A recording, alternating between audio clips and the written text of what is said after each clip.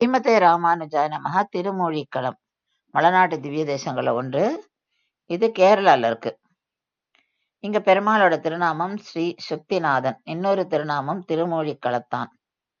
தாயாரோட திருநாமம் மதுரவேணி நாச்சியார். ஹாரித்த மகரிஷிக்கு பிரத்யக்ஷம். நம்மாழ்வாரும் திருமங்கை ஆழ்வாரும் மங்களாசாசனம் பண்ண ஸ்தலம் இது. திருமொழி பிறந்த களம்ன்றது மருவி திருமூழிக்களம்னு ஆச்சு. ஒரு காலத்துல ஹாரித்த மகரிஷி இங்க பெருமாளை நினைச்சு தவம் புரியறார். அப்போ வர்ணாசிரம தர்மம், யோகம், திருமந்திரம் பற்றி நூல்கள்லாம் எழுதுறார். இவையெல்லாம் சிறந்த திருமொழி ஆனபடியால், அதாவது திருமொழியின் ஸ்ரீ சுக்தி.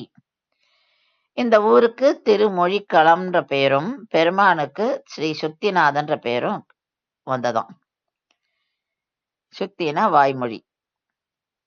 இந்த கோவில்ல பல தூண்கள்ல விளக்குகள் நிறைய ஏத்திண்டே இருப்பா.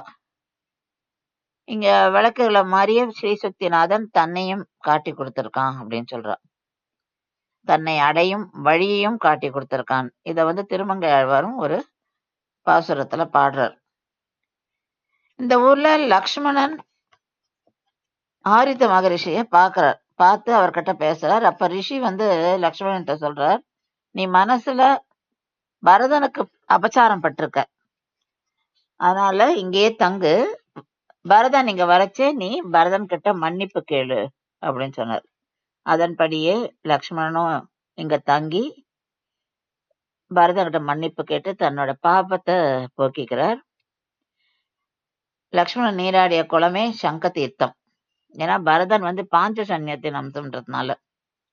இங்க பெருமாள் 4 திருக்கரங்களோட காட்சி அளிக்கிறார். வலக்கையில ஆழி, இடக்கையில சங்கம், கீழ் வல திருக்கையில தாமரை, கீழ் இடது திருக்கையில கதையை பிடிச்சுட்டு இருக்கார். இந்த திருக்கோயில் பாரதப்புழா நதிக்கு அருகே இருக்கு. ஸ்ரீமதே ராமானுஜாய நமஹ.